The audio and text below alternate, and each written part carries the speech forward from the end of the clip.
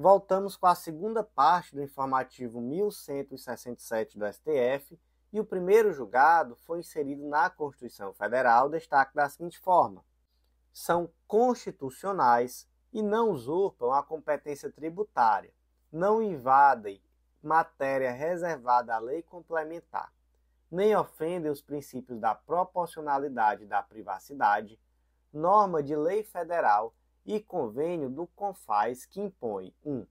O uso do equipamento emissor de cupom fiscal pelas empresas que exercem atividade de venda ou revenda de bens a varejo e pelas que prestem serviços, e 2. A inclusão no cupom fiscal da identificação da pessoa física ou jurídica compradora, da descrição dos bens ou serviços, da data e do valor da operação. Então, basicamente, nós temos aqui um julgado que trata sobre o emissor de cupom fiscal, ou ECF, que é um equipamento homologado pela Secretaria da Fazenda, que é usado por empresas para registrar e documentar vendas ao consumidor final. Ele é uma espécie, digamos assim, de uma impressora fiscal que é conectada ao sistema de automação comercial do estabelecimento, gerando ali o cupom fiscal e armazenando eletronicamente as transações realizadas. Então, basicamente, a pessoa efetua a venda e já imprime ali aquele cupom fiscal. Então, imagina, você vai no supermercado, você efetua a compra, já sai ali aquele cupomzinho fiscal, né, impresso. E aí, basicamente, essa legislação, ela traz uma obrigatoriedade do uso desse sistema. Então, ela tira essa possibilidade, por exemplo, daquele cupom fiscal feito à mão, não é? Tem que ser via esse sistema, o emissor de cupom fiscal. E aí, gente, a legislação federal, que é a Lei 9532 de 97, traz essa obrigação acessória no âmbito dos tributos da União. Não há ali uma alusão, por exemplo, a ICMS e ISS, né, que são os tributos estaduais e municipais. Mas nós temos um convênio da Cefaz, que é o convênio ECF número 1 de 98 do CONFAS, que traz essa obrigatoriedade também no âmbito dos tributos estaduais e municipais. E aí vem a pergunta: essa legislação ela é constitucional? E aqui eu estou falando tanto da lei federal quanto do convênio da CONFAS, que trouxe essa obrigação acessória também nos tributos estaduais e municipais. É constitucional? Sim, tudo aqui é constitucional. Não há aqui uma usurpação de competência tributária, não se trata de matéria reservada à lei complementar, beleza? Também nós temos que não há uma ofensa ao princípio da proporcionalidade nem da privacidade. Por que princípio da proporcionalidade? Porque se entendeu que é uma medida razoável, que essa medida ela fortalece a fiscalização tributária, ela traz uma modernidade, né? Ela tira aquela possibilidade de emissão de nota fiscal à mão, que é algo que é muito mais fácil de fraudar, né? Então, de fato, é algo proporcional, é algo razoável. E a questão da privacidade, porque dentre os requisitos essenciais desse cupom fiscal está a descrição dos bens e serviços adquiridos, a data e o valor da operação e também a identificação do comprador. Então, se for pessoa física, CPF, se for pessoa jurídica, o número do CNPJ. E aí, isso viola a privacidade? Não, isso não viola a privacidade, porque essas informações coletadas, elas se destinam exclusivamente ao controle tributário e não são divulgadas publicamente. Mas, professor, quando eu quero a minha privacidade, não é questão de divulgar publicamente, não. Eu queria minha privacidade era em relação ao fisco mesmo, tá? Eu queria era que o fisco não ficasse sabendo. Compreensível, ok. Mas realmente não se trata aqui de uma violação à privacidade, beleza? Então, gente, como é que ficou aqui esse destaque? Vamos reler. São constitucionais e não usurpam competência tributária, não invadem matéria reservada à lei complementar, nem ofendem os princípios da proporcionalidade e da privacidade, norma de lei federal e convênio do CONFAS que impõe 1.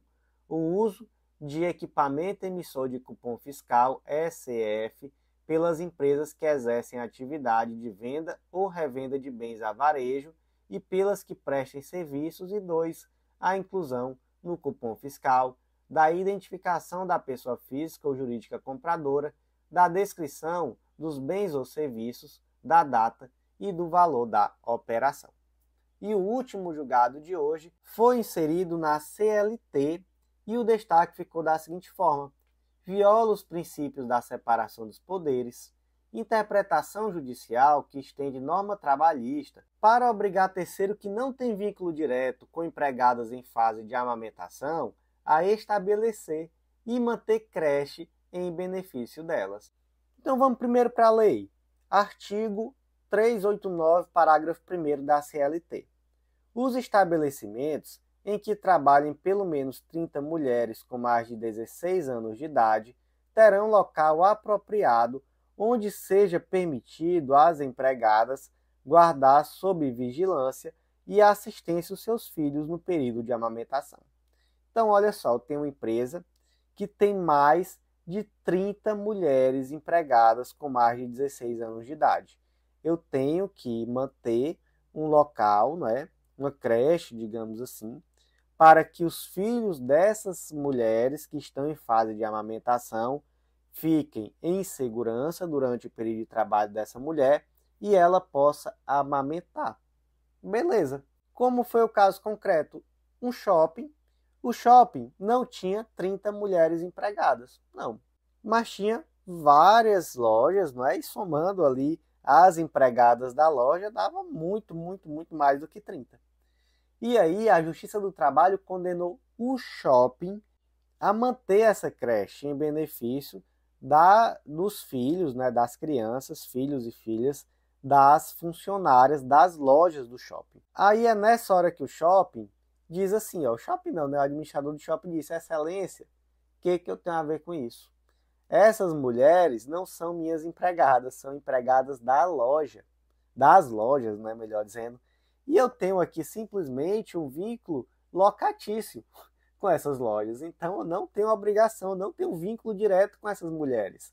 Eu não tenho obrigação de manter creche em benefício delas. E aí o caso chegou ao STF e o STF disse: de fato, o shopping center não tem vínculo com as empregadas das lojas que estão estabelecidas no shopping center. Então não é possível aplicar uma legislação que é trabalhista, a CLT, a essa relação que na verdade não existe, Não existe nenhuma relação direta entre a empregada de uma determinada empresa que está situada em um shopping e o shopping, o CNPJ do shopping, não existe relação. E aí se entendeu que essa interpretação afronta os princípios da livre iniciativa, implica intervenção indevida na liberdade do shopping de dirigir e administrar o estabelecimento e, além disso, é uma interpretação descabida, já que não existe vínculo laboral aqui e não seria possível, então, essa determinação, beleza, gente? Então, como é que ficou o último destaque de hoje?